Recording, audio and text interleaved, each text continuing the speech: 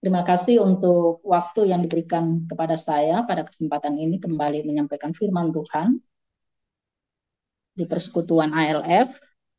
Dan hari ini kita akan membahas satu topik yang sangat menarik ya. Memang secara tulisan bahkan mungkin sangat gampang untuk kita ucapkan, tetapi ketika kita dituntut untuk menerapkan dalam hidup kita itu tidak sesederhana itu. Apalagi berbicara tentang memberi dari kekurangan. Mungkin kita sempat berpikir, di dalam kelimpahan saja atau kelebihan saja belum tentu kita mampu untuk memberi, apalagi di dalam kekurangan. Apa sih sebenarnya itu memberi? Kalau kita melihat, pengertian dari memberi adalah sebuah tindakan menyerahkan dan membagikan sesuatu yang kita miliki kepada orang lain. Artinya apa yang menjadi hak kita, apa yang kita punyai, kita mau rela untuk membagikan kepada orang lain. Kalau kita melihat dari kata pengertian memberi itu sendiri. Nah, pada siang hari ini, untuk melandasi kita di dalam membahas topik tentang memberi dari kekurangan, kita akan melihat dua kisah. Saya pikir bukan sesuatu lagi yang asing buat kita sering mendengar akan hal ini. Bahkan ya almarhum pendeta Bigman Sirait sering akan membahas akan hal ini, bagaimana prinsip-prinsip hidup kita sebagai orang percaya ketika kita sadar siapa diri kita di hadapan Tuhan dan apa yang Tuhan sudah kerjakan di dalam hidup kita dan apa yang menjadi tanggung jawab kita. Yang pertama, kita akan melihat dari Markus pasal yang ke-12 ayat 43 sampai 44. Ini berbicara tentang kisah janda miskin. Ketika dalam sebuah perhimpunan, saat itu Tuhan Yesus bersama dengan beberapa muridnya pergi ke rumah ibadat dan di sana seperti biasa orang-orang percaya memberikan persembahan mereka, dan di sana bukan hanya orang-orang kaya yang hadir saat itu, ya, tetapi ada juga yang paling disorot adalah seorang janda miskin. Ketika janda miskin ini memberikan persembahan, apa yang Yesus katakan kepada murid-muridnya? Ya, aku berkata kepadamu sesungguhnya janda miskin ini memberikan lebih banyak daripada semua orang yang memasukkan uang ke dalam peti persembahan. Karena apa? Sebab mereka semua memberikan dalam kelimpahannya, tetapi janda ini memberikan dari kekurangannya.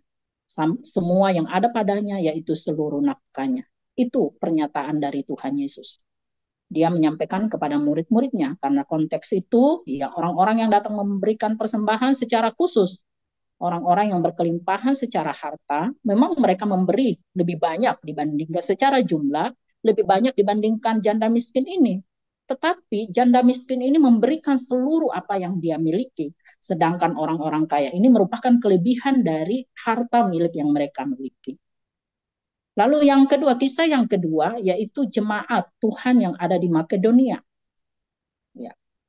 Dikatakan bahwa saudara-saudara, ini merupakan kesaksian dari Rasul Paulus ya. Saudara-saudara, kami hendak memberitahukan kepada kamu tentang kasih karunia yang dianugerahkan kepada jemaat-jemaat yang ada di Makedonia. Ya, dalam bagian ini Rasul Paulus menyorot bahwa ini adalah sebuah kasih karunia yang dimiliki oleh jemaat yang ada di Makedonia. Itu tentang apa? Karena jemaat Makedonia dan Akaya telah mengambil keputusan untuk apa? Memberikan sumbangan sesuatu kepada orang-orang miskin di antara orang-orang kudus yang ada di Yerusalem. Kita tahu tentang kisah ini. Bagaimana mereka mengumpulkan dana mereka untuk mendukung jemaat Tuhan yang ada di Yerusalem, yang saat itu kondisi mereka juga sangat memprihatinkan. Di ayat yang kedua dikatakan selagi dicobai dengan berat dalam berbagai penderitaan, sukacita mereka meluap, dan meskipun mereka sangat miskin namun mereka kaya dalam kemurahan. Aku bersaksi bahwa mereka telah memberikan menurut kemampuan mereka, bahkan melampaui kemampuan mereka. Ayat yang keempat dan lima, dengan kerelaan sendiri mereka meminta dan mendesak kepada kami supaya mereka juga beroleh kasih karunia untuk mengambil bagian dalam pelayanan kepada orang-orang kudus. Mereka memberikan lebih banyak daripada yang kami harapkan. Mereka memberikan diri mereka pertama-tama kepada Allah, kemudian oleh karena kehendak Allah juga kepada kami. Wah, luar biasa ya. Saya bisa membayangkan kalau semua umat Tuhan, anak-anak Tuhan, orang percaya memiliki hati yang demikian, saya pikir gereja tidak akan kesulitan ketika membutuhkan dana biaya dalam mendukung setiap pelayanan yang ada.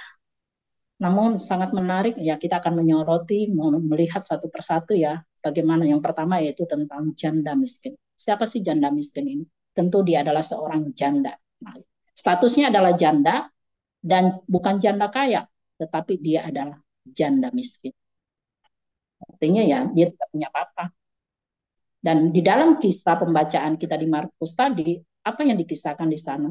Dia adalah seorang yang biasa-biasa saja, tetapi melakukan sesuatu yang luar biasa. Yaitu dalam hal apa? Dia memberikan lebih banyak.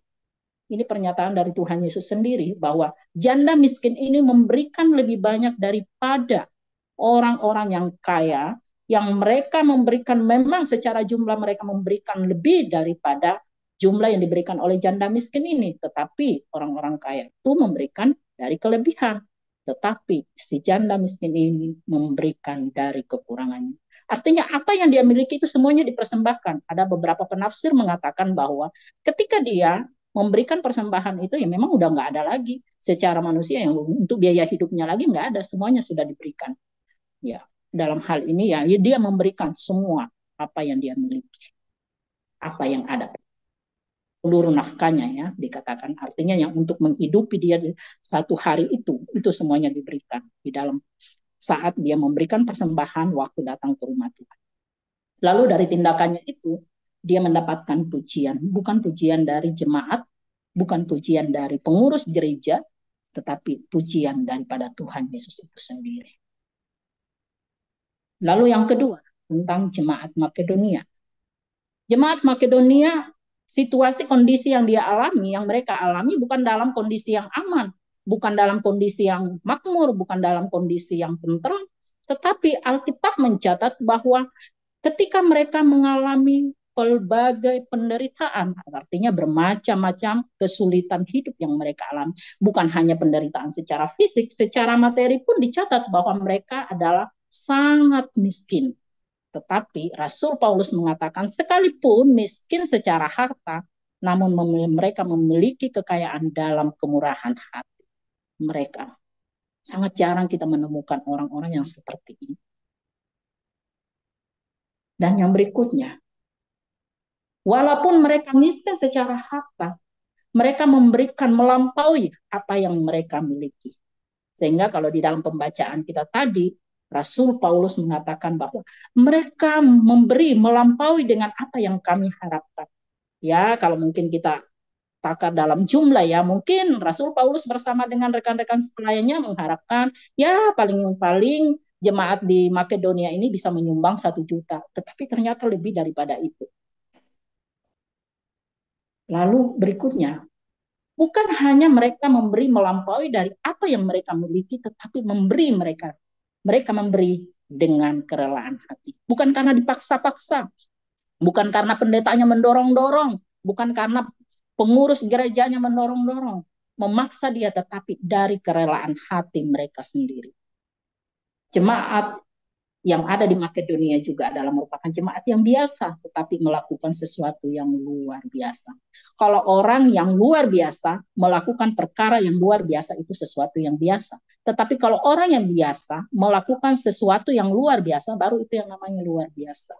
Kalau orang kaya memberikan banyak, itu biasa. Tetapi kalau orang miskin memberikan lebih daripada apa yang ada pada dirinya, itu adalah sesuatu yang luar biasa.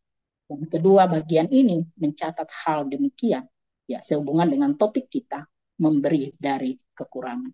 Lalu jemaat Makedonia ini juga mendapatkan pujian dari siapa? Seorang rasul, yaitu Rasul Paulus. Nah, Bapak Ibu yang saya kasih dalam Tuhan kita Yesus, kira-kira apa sih yang membuat baik itu janda miskin maupun jemaat Makedonia sehingga mereka memiliki hati yang luar biasa, yang sedemikian rupa, yang mereka mau memberikan harta milik mereka, apa yang mereka punya dengan sukarela. Ya. Yang pertama, sekaligus ini juga yang menjadi prinsip, seharusnya menjadi prinsip di dalam hidup kita sebagai orang yang percaya. Kita mau memberi, rela memberi di dalam kekurangan kita, dari kekurangan kita sekalipun, kalau kita sadar bahwa ketika kita memberi, itu adalah sebuah anugerah. Karena itu, Alkitab mengatakan lebih berbahagia apa? Menerima atau memberi? Yaitu memberi. Alkitab mencatat lebih berbahagia memberi daripada menerima. Kalau kita diberikan kesempatan untuk memberi, itu bukan karena hebatnya kita, bukan karena memang ya kita mampu untuk melakukan itu, tetapi semata-mata adalah anugerah Tuhan. Oleh karena itu, ketika setiap kesempatan yang diberikan kepada kita, ada kesempatan atau peluang yang diberikan kepada kita untuk memberi, mari kita melakukannya. Jangan menunggu. Karena kesempatan itu akan datang kedua kali. Dan kalau kita memberi, jangan berpikir bahwa, wah karena saya mampu untuk melakukan hal itu, maka saya mau melakukannya. Karena saya lebih. Tetapi sadarlah bahwa ketika saya memberi, itu pun adalah sebuah anugerah yang Tuhan anugerahkan kepada saya untuk mampu menolong orang lain. Ketika kita melihat orang-orang di sekeliling kita membutuhkan uluran tangan kita, dan Tuhan menggerakkan hati kita, ingat, tidak secara kebetulan orang yang susah itu ada di depan mata kita, tetapi itu adalah kesempatan bagi kita untuk berbuat baik, mengambil bagian, menolong orang lain. Ataupun di gereja di mana kita melayani, tidak secara kebetulan, mungkin gereja membutuhkan dana biaya. Jangan pernah berpikir, udahlah itu bagian orang kaya, apalah saya ini untuk makan aja nggak cukup. Tetapi mari kita berlomba-lomba. Itu adalah sebuah kesempatan buat kita untuk melakukan apa yang Tuhan inginkan, memberikan yang terbaik untuk Tuhan. Baik itu melalui mendukung setiap pelayanan maupun menolong orang-orang yang ada di sekeliling kita yang Tuhan kirimkan untuk kita nyatakan uluran tangan kasih kita kepada mereka. Ini yang paling penting untuk mendasari akan kita di dalam memberi. Sehingga kalau kita sadar akan hal ini, maka kita akan bersemangat, berlomba-lomba untuk melakukan hal ini. Karena adalah sebuah anugerah kesempatan yang diberikan kepada kita untuk memberi. Lalu yang kedua, alasan yang berikutnya, mendorong kita untuk memberi. Bahkan di dalam kekurangan kita sekalipun, seperti yang dilakukan oleh janda miskin dan jemaat Makedonia ini adalah merupakan wujud atau ekspresi dari iman kita. Ketika kita tahu bahwa Allah yang kita percaya, bahwa Allah yang hidup, Allah yang terlebih dahulu berkorban buat kita, memberikan segalanya, bahkan nyawanya untuk kita, maka saya mau mewujud nyatakan iman saya kepada Allah yang terlebih dahulu memberi itu melalui pemberian yang saya berikan. Seharusnya ya dalam hal ini tidak ada alasan bagi kita sebagai anak-anak Tuhan, orang percaya untuk tidak memberi. Kalau kita sadar bahwa segala sesuatu yang kita miliki ini Allah telah terlebih dahulu memberikannya kepada kita. Oleh karena itu seharusnya lah kita mengembalikan apa yang Tuhan berikan kepada kita. Segala harta benda yang kita miliki itu bukan untuk kita nikmati sendiri, tetapi itu adalah sebuah kepercayaan yang Tuhan berikan kepada kita dan kepadanya kita dituntut untuk bertanggung jawab bagaimana kita mempergunakan setiap berkat-berkat yang Tuhan berikan kepada kita. Ya, salah satunya kita wujud nyatakan melalui kita salurkan kepada orang-orang yang membutuhkan di dalam mendukung pekerjaan Tuhan. Itu berbicara dengan harta materi. Oh, mungkin kita berpikir, wah materi saya tidak punya. Tetapi apa yang ada pada dirimu, pikiranmu, tenagamu, waktumu, kata-katamu, doamu, itu bisa kita berikan kepada orang-orang yang membutuhkan. Jadi sebetulnya tidak ada alasan bagi kita untuk tidak. Dan jangan pernah menunggu, wah tunggu saya kelebihan, tunggu saya ya semua kebutuhan saya tercukupi, maka saya akan memberi. Kalau kita memiliki pemikiran demikian, sampai mati pun kita tidak akan pernah memberi. Karena pada sejatinya manusia itu tidak akan pernah puas. Punya barang yang satu, pingin lagi barang yang lain. Punya si barang yang ini, pingin lagi barang yang lain, yang lebih daripada itu. Karena manusia tidak akan pernah puas. Kalau kita menunggu bahwa semua kebutuhan kita tercukupi, baru saya mau memberi, ya saya katakan tadi sampai mati pun kita tidak akan pernah memberi.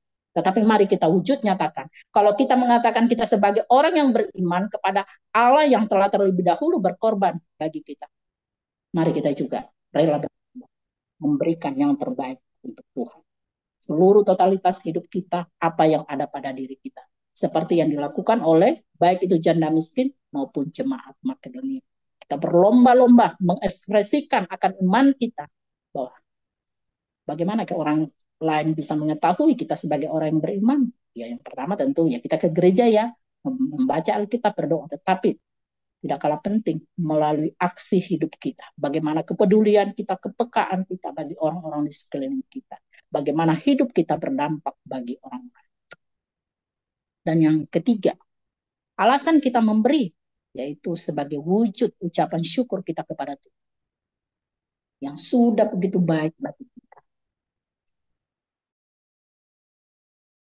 Dia memindahkan kita dari maut ke surga. Dia membawa kita dari kematian kepada kehidupan yang kekal. Bukankah itu jauh lebih berharga dari segalanya?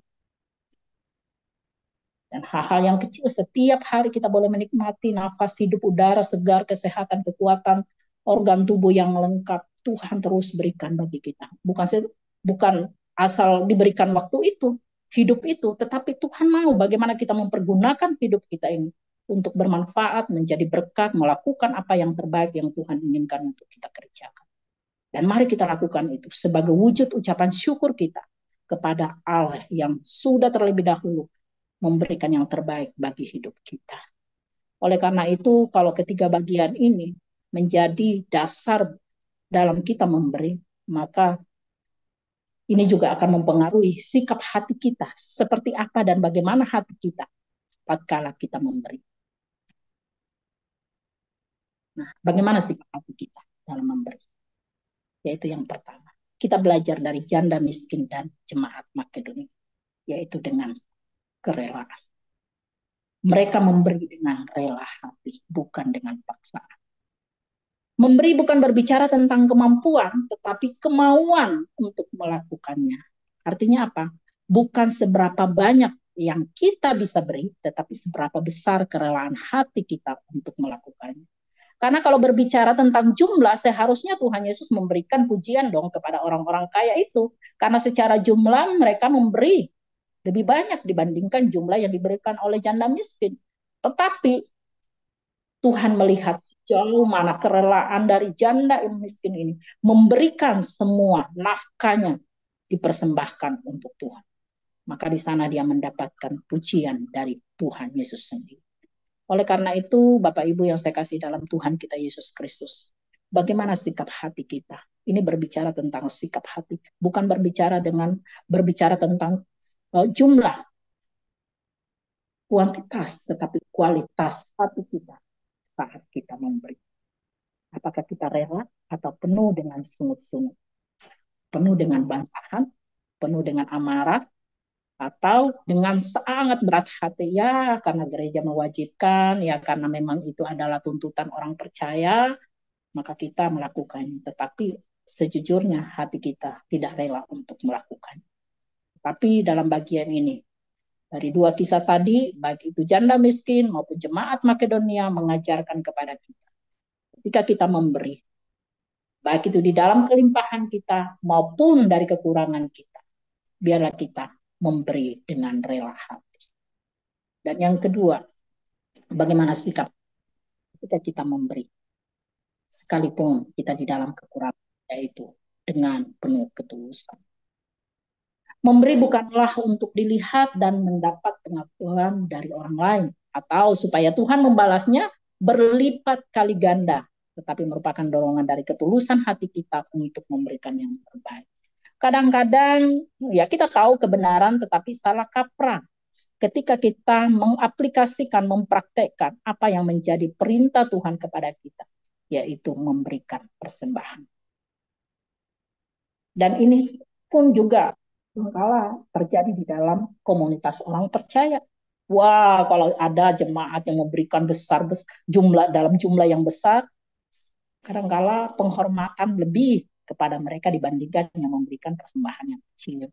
Bahkan tidak sedikit kita berusaha membawa mereka untuk terlibat di dalam pelayanan itu. Tetapi kalau kira-kira kita lihat, kayaknya tidak ada hal yang mereka bisa lakukan, mendukung, Akan pelayanan itu ya secara material ya, kadang-kadang ya walaupun mungkin punya banyak potensi, ya nggak dipakai. Tetapi saya pikir di GRI tidak demikian. Dan ini juga ya bagaimana kita di dalam hidup kita, di dalam diri kita, di dalam hati kita saat kita memberikan. Baik itu memberikan persembahan di dalam gereja maupun melakukan perbuatan baik terhadap sesama kita. Mari uji hati kita masing-masing. Apakah kita sudah memberi dengan ketulusan hati kita atau ada motif di balik semuanya itu? Macam-macam motifnya. Orang sepertinya begitu murah hati, tetapi di balik kemurah hatiannya itu, yang pertama, dia ingin mendapatkan pengakuan, dia ingin mendapatkan penghormatan, dia ingin supaya orang itu tunduk terhadapnya. Tapi biarlah kita belajar dari janda miskin dan jemaat Makedonia. Ketika mereka memberi, mereka melakukan itu dengan tulus hati. Atau kita mau memberi karena ada janji Tuhan bahwa Tuhan akan memberkati berlipat kali ganda. Jadi saya olah-olah kita mancing Tuhan gitu ya. Tetapi ya saya pikir ya tidak demikian dengan seharusnya kita menjadi yang mengenal orang-orang yang mengenal kebenaran, yang percaya kepada Tuhan. Karena itu terus kita mengevaluasi diri kita. Seperti apa motivasi kita ketika kita memberi. Adakah ketulusan, kemurnian hati kita di dalam memberi. Hanya Tuhan yang tahu dan diri kita. Ialah itu ketulusan hati terus mendorong kita untuk memberikan yang terbaik saat kita memberi. Dan yang terakhir, bagaimana sikap hati kita saat kita memberi? Yaitu kita memberi dengan sukacita. Ya. Di dalam 2 Korintus 9 ayat 7 dikatakan, hendaklah masing-masing memberikan menurut kerelaan hatinya. Jangan dengan sedih hati atau karena paksaan. Sebab Allah mengasihi orang yang memberi dengan sukacita. Seberapa besar jumlahnya kita berikan, seberapa banyak karya yang kita lakukan. Tetapi kalau kita lakukan dengan tidak sukacita, kita lakukan dengan tidak rela hati, kita lakukan dengan berbantah-bantahan, kita lakukan dengan paksaan, tidak ada gunanya. Itu adalah sebuah kesia-siaan. Tetapi sekecil apapun yang kita lakukan, kalau kita kerjakan dengan penuh sukacita, Tuhan mengatakan, Allah mengasihi orang yang memberi dengan sukacita. Jadi Bapak Ibu, saudara-saudara yang saya kasihi, dalam bagian ini mengingatkan kita. Dua peristiwa, baik itu dari janda miskin maupun orang-orang atau jemaat Tuhan yang ada di Makedonia, keteladanan hidup mereka dalam hal memberi, sekalipun mungkin secara hati mereka sangat miskin, tetapi mereka kaya dalam hati mereka, kemurahan hati mereka. Sehingga ini juga boleh mendorong kita. Jangan kita tunggu saya punya ini dan itu.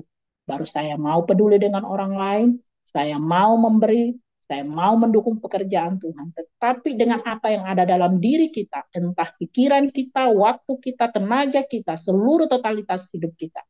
Biarlah kita berlomba-lomba melakukan yang terbaik, memberikan yang terbaik untuk Tuhan. Karena dia yang sudah terlebih dahulu memberikan yang terbaik buat kita. Nah, apa yang dapat kita lakukan ketika kita membaca, merenungkan topik yang kita bahas pada siang hari ini? Yaitu yang pertama, mari kita mengalami dan menikmati setiap berkat Tuhan.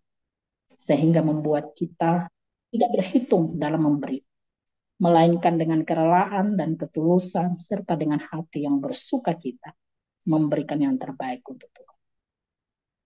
Kalau kita sudah memulai mengeluh, Tuhan apalah yang saya mau berikan kepadamu, apalah yang saya mau bagikan kepada orang lain. Ayo ingat, hitung lagi setiap berkat-berkat Tuhan yang Tuhan sudah berikan kepadamu, yang sudah kita nikmati, yang sudah kita alami. Maka di sana akan membuat hati kita, mendorong kita berhenti untuk berhitung dalam memberikan apa yang terbaik. Tetapi terus mendorong kita dengan rela hati, dengan tulus hati, dengan sukacita memberikan yang terbaik. Baik itu kepada Tuhan maupun kepada sesama kita. Setiap orang yang menyadari bahwa dia sudah menerima yang terbaik, maka pasti kalau orang yang tahu diri, dia pun juga akan berusaha, berupaya memberikan yang terbaik. Ya, dengan sesama kita aja seperti itu ya. Kalau teman kita begitu baik sama kita, kita pun juga berupaya memberikan yang terbaik kepada dia. Apalagi dengan Tuhan kita. Yang terbaik di atas yang terbaik lah dia sudah persembahkan kepada kita. Oleh karena itu tidak ada alasan bagi kita untuk tidak mau memberi. Dan yang berikutnya, yang kedua, memberi bukan hanya tentang materi, tetapi bagaimana hidup kita memberi arti bagi orang lain. Pemberian itu bukan hanya dilihat dari materi, bukan hanya ditentukan dengan seberapa jumlah uang atau harta benda yang kita berikan kepada orang lain. Kita mendengar teman kita aja waktu dia curhat, menyampaikan pergumulannya, itu sudah memberikan. Telinga kita memberikan waktu kita kepada orang yang membutuhkan. Oleh karena itu jangan membatasi pemberian kita kepada orang lain maupun kepada Tuhan kita. Seluruh totalitas apa yang ada di dalam diri kita, kita berhak untuk memberikan hal itu. Ya, seperti ya jemaat Makedonia ya, Rasul Paulus, udahlah kalian kan ya kalian aja butuh ya, kalian nggak usah. Tetapi jemaat Makedonia yang nggak, aduh puji Tuhan lah, kebetulan nih kami butuh dana juga nih. Tetapi mereka katakan, Rasul Paulus mengatakan, mereka mendesak, memaksa kami supaya mereka juga berbagian di dalam mendukung jemaat Tuhan yang lain. Seharusnya itu menjadi semangat kita. Jangan menjadi orang-orang yang aji mumpung. Apalagi kalau di dalam gereja ya, gereja perlu ini. Kebetulan ada orang yang punya duit ya lebih, udahlah dia semua yang tutupin. Sebenarnya secara ini pun, secara berjemaat tidak sehat seperti itu. Tapi bagaimana semua jemaat Tuhan itu berbagian, bahu-membahu, mengambil bagian untuk pekerjaan Tuhan. Harusnya itu menjadi semangat kita semua. Jangan menjadi pribadi yang aji mumpung. Tapi mari kita mendorong, memaksa, melatih diri kita untuk melakukan apa yang bisa kita lakukan. Dan yang terakhir, jangan pernah kita menghina diri kita seakan-akan kita tidak bisa memberi. Atau sebaliknya, kita menyombongkan diri kita kalau kita bisa memberi. Apalah saya ini, apalah yang saya bisa berikan. Tetapi ingat kembali, hitung semua berkat Tuhan. Kalau kamu sadar bahwa Tuhan sudah memberkati kamu, maka seharusnya jangan pernah menghina dirimu bahwa kita tidak bisa memberi. Atau sebaliknya, mungkin kita mampu memberi lebih daripada orang lain, tetapi jangan pernah menyombongkan diri. Karena ketika kita pun memberi, itu adalah anugerah daripada Tuhan yang Tuhan berikan kepada kita, memampukan kita, mendorong hati kita untuk mau terlibat, mengambil bagian di dalam setiap pemberian yang kita berikan. Kiranya lewat kebenaran firman Tuhan pada siang hari ini, sekalipun singkat dan secara teori, tetapi mari kita sama-sama terus melatih diri kita, melatih kepekaan kita, melihat apa lagi yang saya bisa lakukan. Jangan pernah berhitung, apalagi Tuhan yang Engkau mau kasih kepada saya, tetapi mari kita mendidik diri kita, melatih diri kita, apalagi Tuhan apa yang bisa saya persembahkan, apa yang bisa saya lakukan. Wah, sangat senang ya Pak Gelen, pasti dengan penuh sukacita kalau jemaat GRI datang, Pak Pendeta, apalagi yang dibutuhkan di gereja ini, apa yang saya bisa kerjakan. Wah, saya senang ya waktu zaman-zaman COVID, Ibu Ira itu dia tanya, wah saya mau ambil bagian ini, maunya apa namanya memberikan bunga, bahkan dia turun sendiri yang langsung merawat bunga-bunga itu. Karena pertama diantar, ternyata beberapa hari kemudian bunga-bunganya pada mati karena tidak ada yang telaten merawatnya. Akhirnya Ibu Ira sendiri yang turun tangan. Senang melihat jemaat kalau mereka memiliki hati demikian. Apa yang kurang, mereka mengisinya, melengkapinya dan lain sebagainya. Jangan menjadi umat Tuhan yang pasif, tetapi kita semua aktif di dalam memberikan apa yang terbaik bisa kita kerjakan. Karena Tuhan sudah terlebih dahulu memberikan yang terbaik kepada kita. Ya, demikian firman Tuhan yang dapat saya sampaikan. Kiranya Tuhan menolong kita dan memampukan kita untuk mengaktualisasikannya dalam hidup kita hari lepas hari.